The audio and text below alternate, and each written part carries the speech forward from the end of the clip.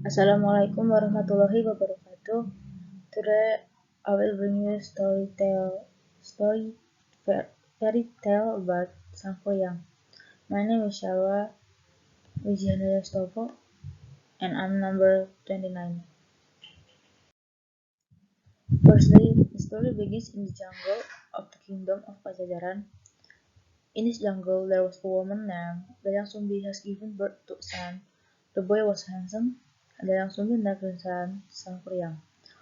Time passed and Sangkuriang became an adult.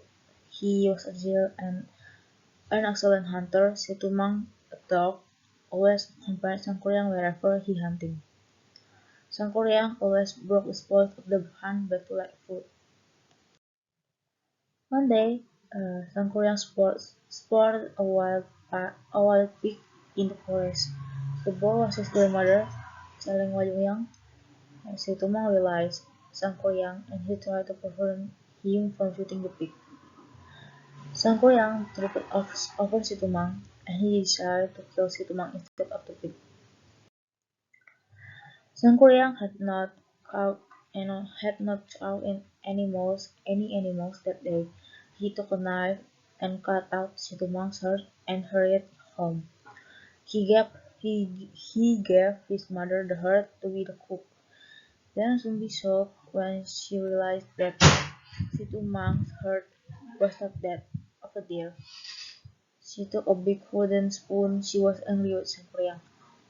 Begone, rebel son! You do not know how to turn how to return kindness.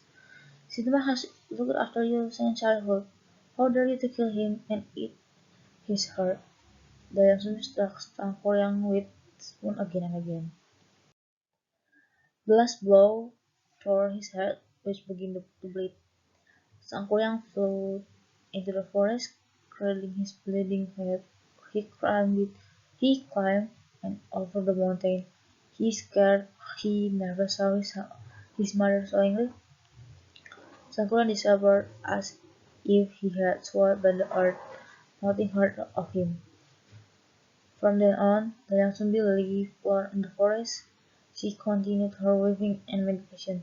She became a powerful wise woman, skilled at healing. She helped many friends who lived around forest. She treated sick and gave them gifts of her weaving.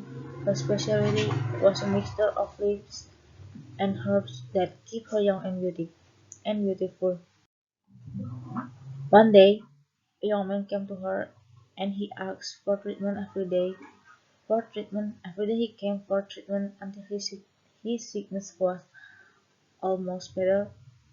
He began to fall in love with Dayang Sumbi, who approached her and said, Dayang Sumbi, you are so beautiful, will you marry me?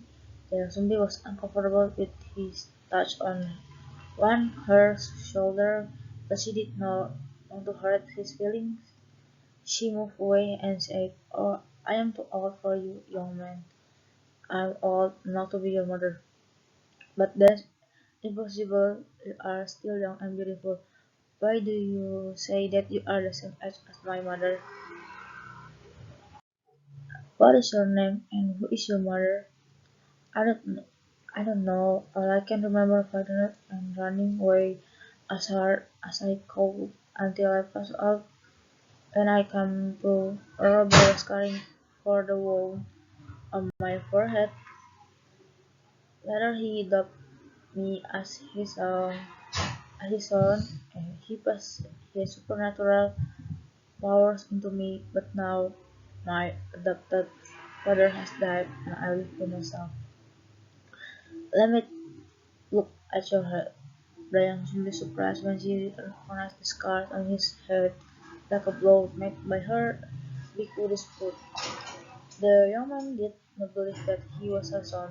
Brian soon explained that she looked young because of her herbal medicine. Later, she gave him the impossible condition for marriage. First, she asked him to make a lake by damming the river. Second, she asked him to build a large boat for their house and board of the tax must complete before cocks crow. When the young zombie realized that Sangkoryang almost finished his work, she, re- she, searched, she searched for a way to stop him. She took one of her weaving a large white coat and hung it from her weaving platform while praying to the god. Then she asked the village girls to set fire to it. The dark sky became as black as the dawn, and the roosters began to crow. Then Sumbi went up to Sangkoyang. Sangkoyang, your time's up. You must give up now. Sangkoyang was furious. Now he was able to marry the young Sumbi and he had used many of his supernatural powers, including calling on supernatural beings for help. Sangkoryang was so angry then that he kicked the almost finished boat with all his might. The boat flew far into the air and landed upside down in one place.